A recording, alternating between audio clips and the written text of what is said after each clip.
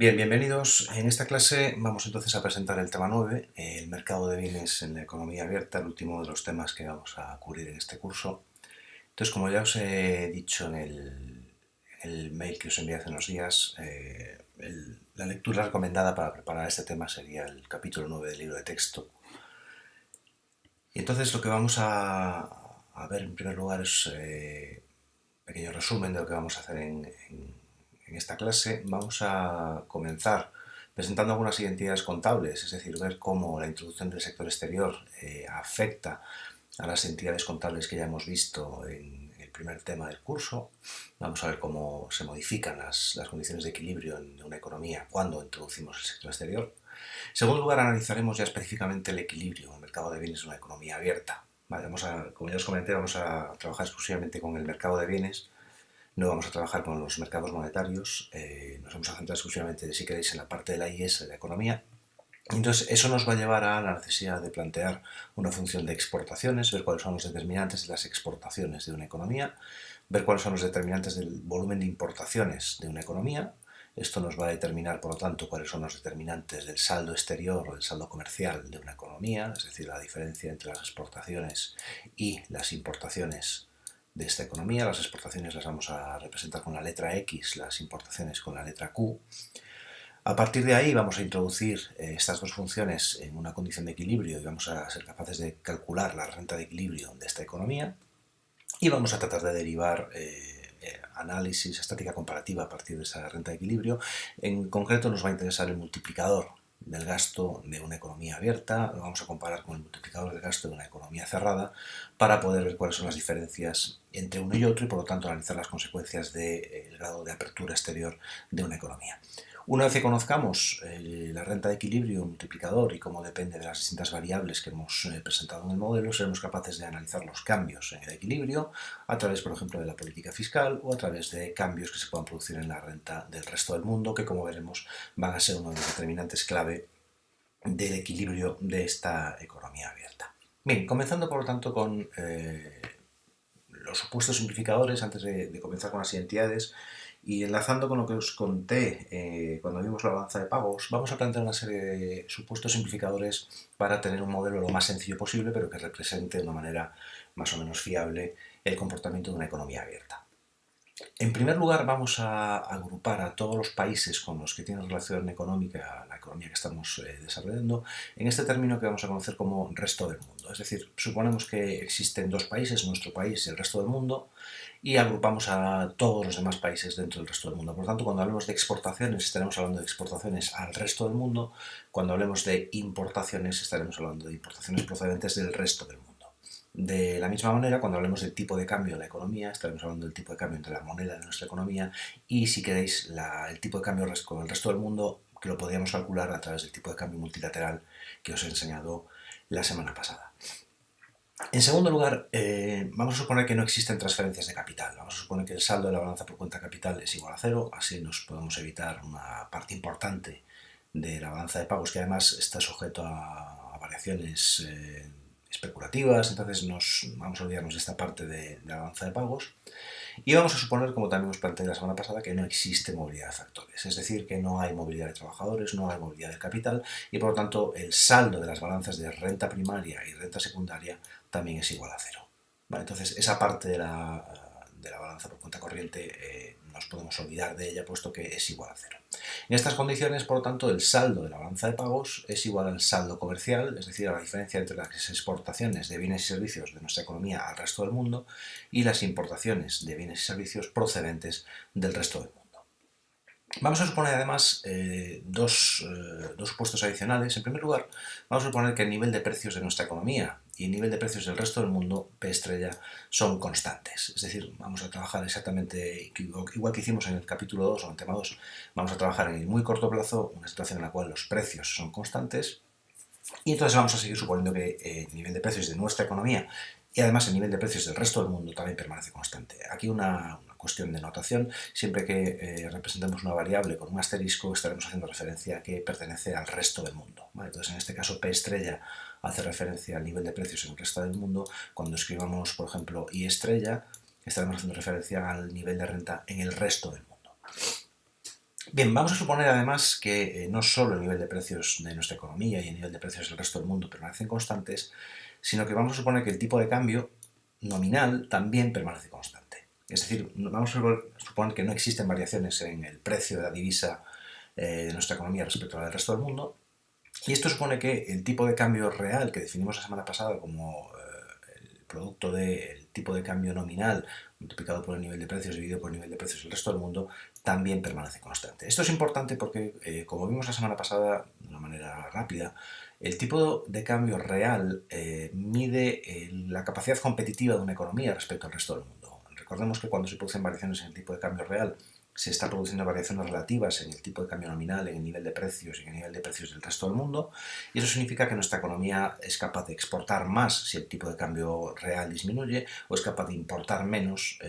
si el tipo de cambio real disminuye. En cambio, cuando el tipo de cambio real aumenta, la capacidad competitiva de la economía disminuye, es decir, cuando hay apreciaciones reales nuestra economía tiene menos capacidad competitiva y por lo tanto es capaz de exportar menos y por lo tanto genera más importaciones. Vale, entonces, en este sentido,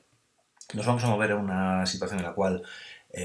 no hay modificaciones en la capacidad competitiva de la economía vía tipos de cambio, vía precios, y nos vamos a centrar exclusivamente en los efectos sobre la renta de equilibrio en el mercado de bienes del sector exterior.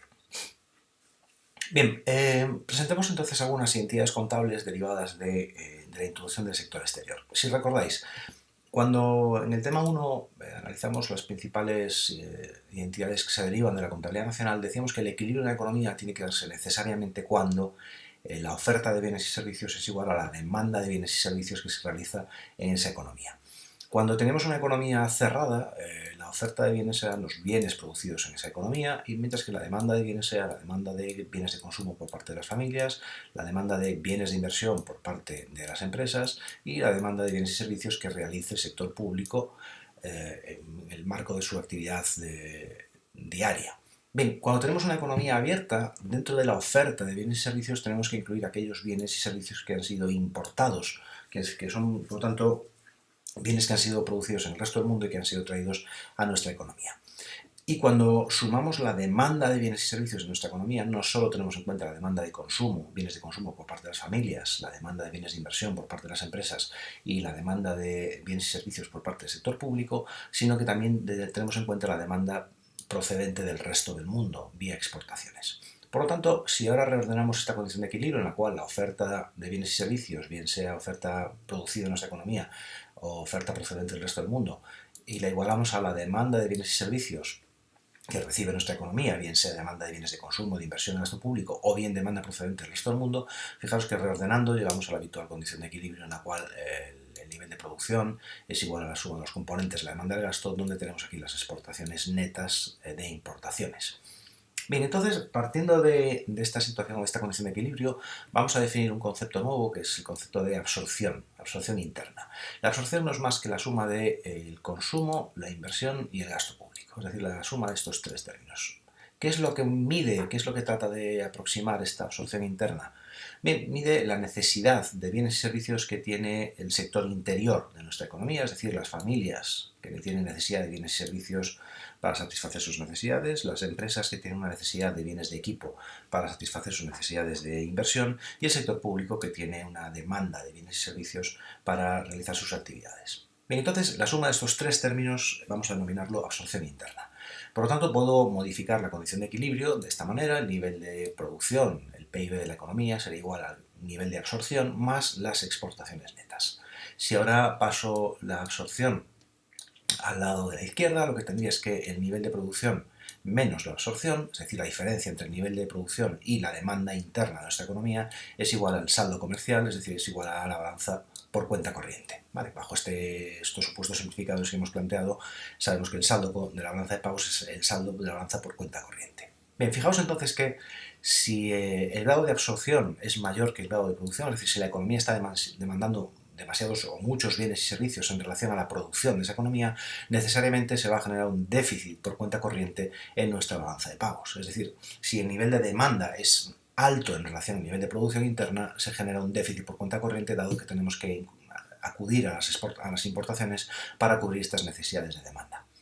Por otra parte, si el grado de absorción es inferior al nivel de producción interna, es decir, el Producto Interior Bruto, tendríamos un superávit por cuenta corriente, es decir, si nuestra demanda es relativamente escasa en relación a nuestro nivel de producción, y eso genera un superávit por cuenta corriente. Vale, y fijaos que estos déficits o por superávits por cuenta corriente surgen a partir de, o los podemos calcular a partir de las definiciones de la balanza de la contabilidad nacional. Es decir, todo depende de la relación que exista entre el nivel de producción y el nivel de demanda, el nivel de absorción interna de nuestra economía.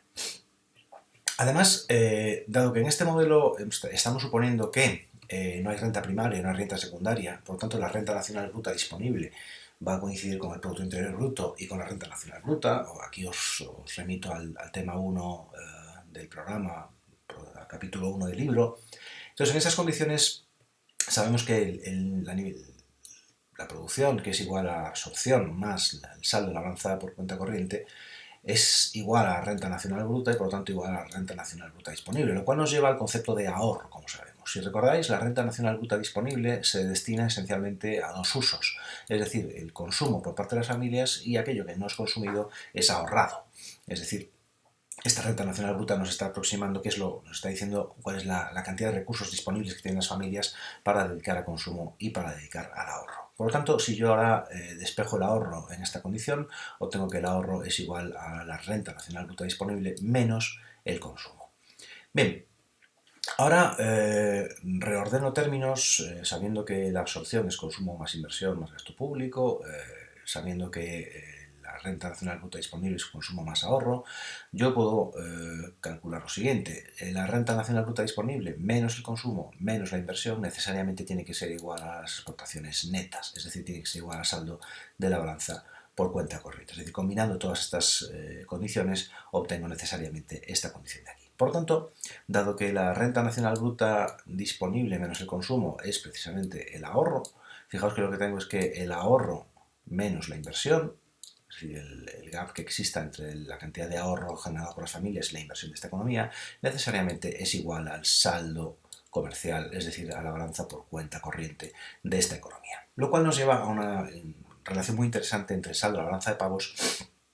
y la diferencia entre el ahorro y la inversión. Recordad que en la economía cerrada decíamos que para que existiera equilibrio era necesario que el ahorro generado por las familias más el ahorro generado por el sector público, definido como la diferencia entre los ingresos y los gastos públicos, tenía que ser igual a la inversión de la economía. Esta es nuestra condición de equilibrio. O lo que es lo mismo, la diferencia entre el ahorro, la inversión, y si queréis sumando el ahorro del sector público, tiene que ser igual a cero. Vale, entonces lo que estamos planteando es que esta condición de equilibrio se modifica de alguna manera en nuestro modelo. Lo que estamos planteando es que si en una economía el ahorro es menor que la inversión, entonces en esa economía tenemos un déficit por cuenta corriente. Es decir, aquellas economías en las cuales se está invirtiendo mucho en relación al ahorro que se genera en esa economía va a tender a presentar déficits por cuenta corriente, mientras que cuando esa economía ahorra mucho en relación al volumen de inversión, las economías suelen presentar un superávit por cuenta corriente. Si comparamos esto con economías reales, por ejemplo, podemos pensar en el primer caso, el caso de la economía española durante los años previos a la recesión, años de fuerte inversión inmobiliaria, de expansión de la inversión residencial. En ese caso teníamos una fuerte inversión y además teníamos un escaso ahorro, las familias estaban gastando mucho y eso generó un fuerte déficit por cuenta corriente que de alguna manera estaba poniendo en cuestión la sostenibilidad del sector exterior de la economía española. Mientras que, si ponemos un contraejemplo, las economías asiáticas son economías que tienden a presentar por tradición fuertes volúmenes de ahorro, aunque los volúmenes de inversión son muy elevados, esos volúmenes de ahorro superan la inversión y estas economías tienden a presentar habitualmente un claro superávit por cuenta corriente. Vale, entonces estas contabilidades, estas identidades de la contabilidad nacional nos permiten o nos ayudan a entender bien las relaciones económicas que se establecen entre los distintos elementos de la contabilidad nacional y nos sirve como punto de partida para construir el modelo que vamos a hacer a partir de este momento. Bien, entonces con este análisis concluimos esta primera parte. En la siguiente sección vamos a analizar el equilibrio en el mercado de bienes de una economía abierta.